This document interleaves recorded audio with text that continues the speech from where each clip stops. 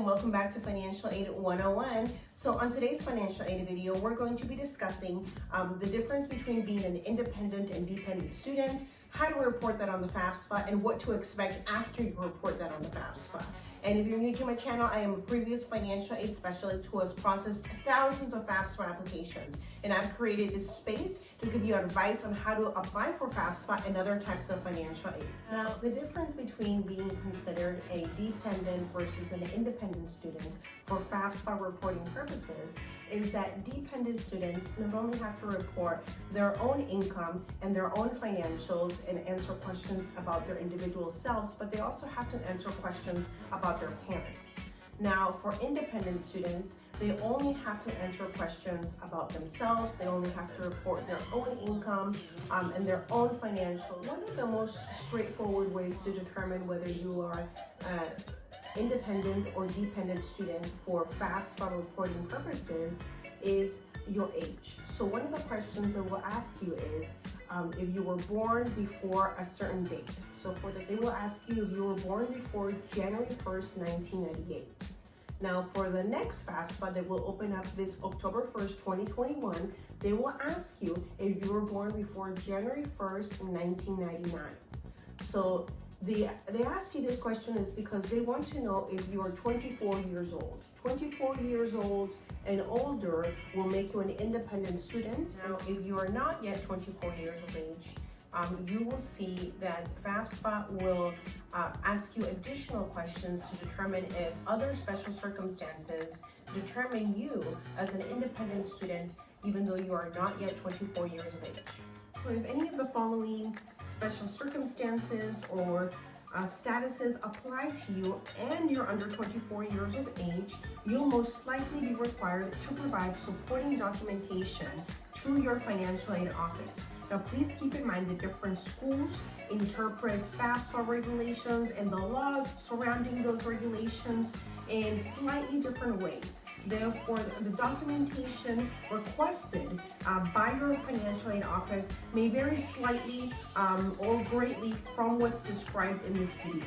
So please use this video more as a general guideline as opposed to the hard industry standard for the documentation that's required in order to support any of these special circumstances.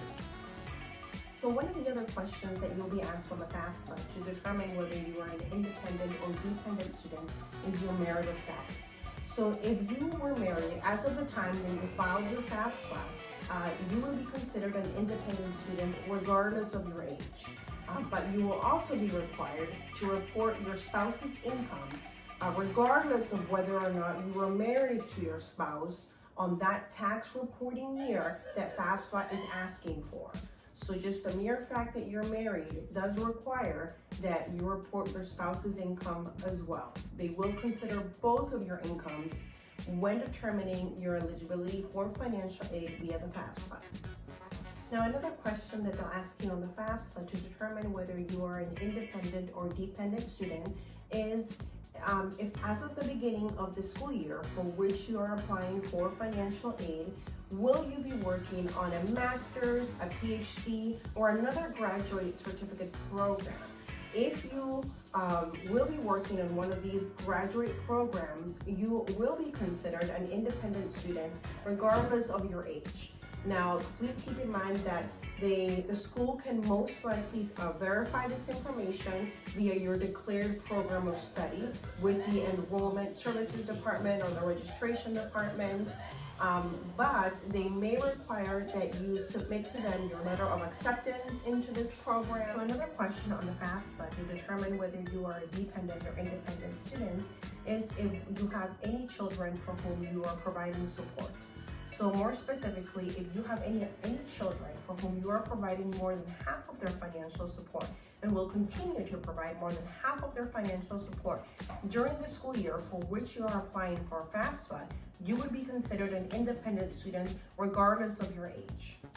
Now, your financial aid office may require that you identify who these children are. They may require that you provide a name, an age, and what is their specific relationship to you, son or daughter. Now, if you are pregnant and if you will be giving birth during the school year for which you are applying for FAFSA, you can answer yes to this question if you don't have any other children, but you are pregnant with your first child. Now, another question that you would be asked on the FAFSA to determine whether or not you are dependent or independent is whether or not you have any other legal dependents who live with you and for whom you are providing more than half of their financial support, and for whom you will continue to provide more than half of their financial support during the school year for which you are applying for FAFSA. Now again, your financial aid office may require that you sign an affidavit or that you sign some sort of document saying the names of these people, their relationship to you, as well as their age.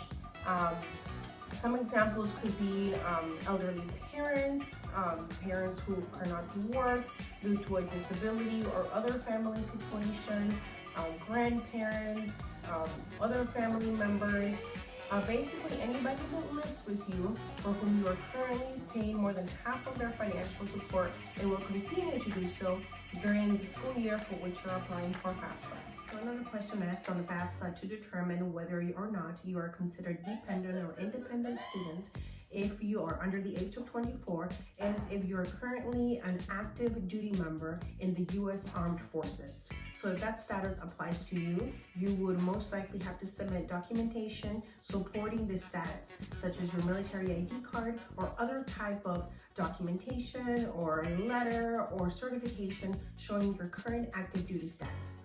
Additionally, if you're a veteran of the U.S. Armed Forces, you would need to select the status on FAFSA because it would make you independent, but most likely you would need to submit your DD-214 member full copy page to your financial aid office. Now, another type of question that you would be asked on the FAFSA if you're under 24 years of age to determine whether you are considered an independent or dependent student is if at any time since you turned 13 years of age, if both of your parents were deceased, if you were an orphan, or if you were in foster care or considered a dependent or ward of the court. If this status applies to you, then most likely you will need to supply additional documentation to your financial aid office, such as the court paperwork, some sort of legal documentation in order to support this step. Another question that could be asked in order to determine whether you are dependent or independent is if at any time you were considered via the legal court proceedings of your current state of residence an emancipated minor. So emancipation is the process, the legal process to separate from your parents. You being the minor would request from the courts to separate from your parents legally. So that supporting legal documentation would most likely be requested by your financial aid office. Another question that may be asked on the FAFSA to determine your dependent or independent status is if anybody other than your biological parents or step-parents have legal guardianship over you. So this has to have been determined by a court of law. So that documentation would most likely need to be submitted to the financial aid office of your school. Now, please keep in mind that your legal guardians do not have to report their income on your FAFSA. The whole purpose of this status is to give you independent status for FAFSA reporting purposes if you're under the age of 24. Only your biological parents or your adopted parents or the parents that are listed in your birth certificate, only they are the ones that whose income can be reported on your FAFSA if you're under the age of 24 and considered a dependent student. And finally, another question on the FAFSA to determine your dependent or independent status if you're under the age of 24 is if as at the start of the school year for which you're applying for FAFSA, if you are at the risk of being homeless, or if you are homeless, or if you are self-supporting. So if that applies to you, there are additional 3 sub-questions below that question to provide additional insight to the person that will be processing your FAFSA and your financial aid file. Now, the first related sub-question will ask if, as of the beginning of the school year for which you are applying for FAFSA, have you had a high school or school district liaison determine you to be an unaccompanied youth who is at risk of being homeless or is currently homeless or is self-supporting? The reason that they ask you this question is because they want to provide more insight as to your current situation in order to know what documentation to request. Now, the next sub-question asks if, as of the start of the year for which you are applying for FAFSA, if you have had a director of transitional housing or the director of a shelter that is funded by the U.S. Department of Housing and Urban Development, if they have determined you to be an unaccompanied youth or a youth who is at risk of homelessness or is currently homeless or is self-supporting. And the final sub-question related to this status is if, as of the start of the school year for which you're applying for FAFSA, have you had a director of a runaway youth program or transitional housing program or a youth center determine you to be an unaccompanied youth who is at risk of homelessness or is currently homeless or is currently self-supporting? So these types of situations are unfortunately common. So a lot of students, they escape abusive home environments and they end up with having to access resources in order to help them transition into self-supporting status. So the financial aid office will most likely request a letter from a director of one of these facilities, one of these transitional housing facilities, or assisted youth living or youth assistance centers. They will most likely request a signed letter from them as supporting evidence to your status. Now, if you're under 24 years of age and none of these special circumstances or statuses apply to you, but your parent or parents simply refuse to provide their information for FAFSA reporting purposes, you can submit your FAFSA as a dependent student without parental information. However, you would only be eligible to apply for unsubsidized loans via the FAFSA. This is a huge disadvantage, especially because there's a lot of federal aid programs that require an EFC number. So if you're applying as a dependent student with no parental information, you don't get an EFC number, which is the expected family contribution number, which helps processors determine what type of grant money, aka free money, you're eligible for to attend college or university. Additionally, there are several types of scholarships and other types of federal and state aid that require an EFC number to determine your eligibility.